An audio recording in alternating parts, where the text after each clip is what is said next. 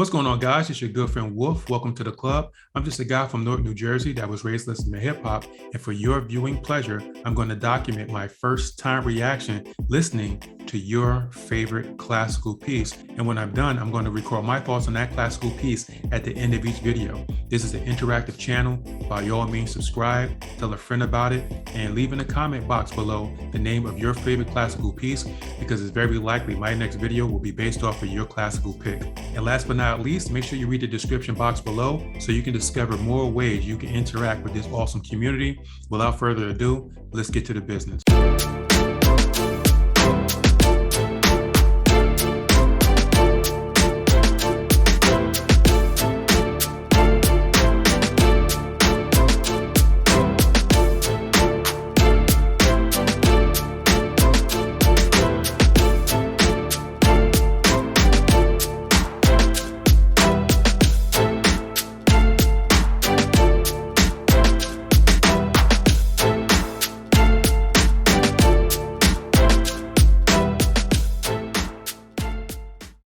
All right, guys, in this first time reaction, we're going to listen to Anton Dvořák. I hope I'm pronouncing this name right.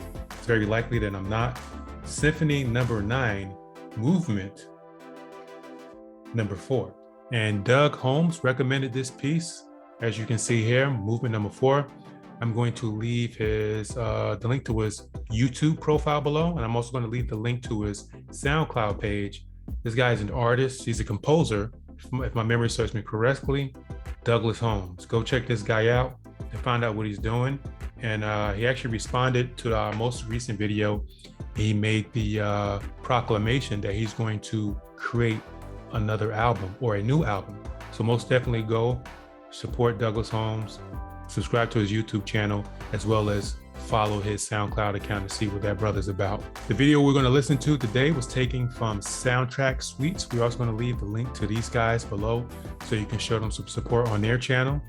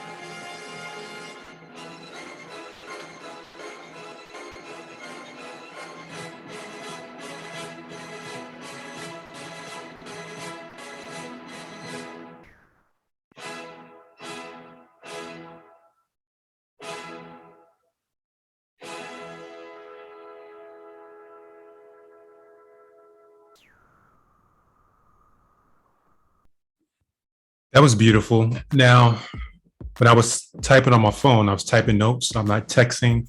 I wouldn't disrespect you guys like that. So I'm pretty much texting the notes based off what I got from listening to this. Now, me being an American, I was born in 1978. I will say that I'm kind of already polluted in the sense that there were so many movies I used to listen to when I was younger that had music like this in it. So for some reason, that's the first thing that pops into my mind. When I listen to this music, visuals automatically pop into my mind. Now, it's interesting that this is called From the New World. Now, this kind of reminds me of during a time in America when America was still kind of an uncharted territory. It was still a wilderness that was to be explored. And then when I see these little people right here on the lake, it looks like a little person right there. I think that this piece had its peaks, and the peaks with the horns reminded me of this gargantuan mountains. Can you imagine being on this lake at night with these humongous, monstrous mountains? It looks intimidating during the daytime, but could you imagine what it looks like during the daytime, but also at nighttime? So the high points with the horns, they were monstrous, just like these mountains. But when it came to the valleys, with the flutes, it sounded like they were playing. It was a lot of highs and lows, but the flutes reminded me of these little guys right here on the lake or the river, whatever this is. Now, at the 23 seconds, I think it was the 24 seconds or 40 seconds, there was a reoccurring theme that I heard throughout this entire piece. Interestingly, I've heard this before. I've heard that reoccurring theme somewhere before. I don't know what movie I've heard it in. Maybe you guys can leave a comment at the bottom. Let me know what movie you heard that in. But I've heard that reoccurring, I guess you can call it the theme of the song. I thought that the song was very adventurous. I thought the song was very adventurous as a whole. I felt as though like you were on a long journey, like you were about to trek from New York back in the 1800s or 1700s, 1750, no trains, no nothing, just horseback and wagons. It makes me think that you're on a long 6 month to a year trip heading from the East Coast to out West, a very long trip that you're going on. Certain parts of this trip will be dangerous. Maybe you may come in contact with Indians. Certain parts of the trip were serene. Certain parts of the trip were adventurous.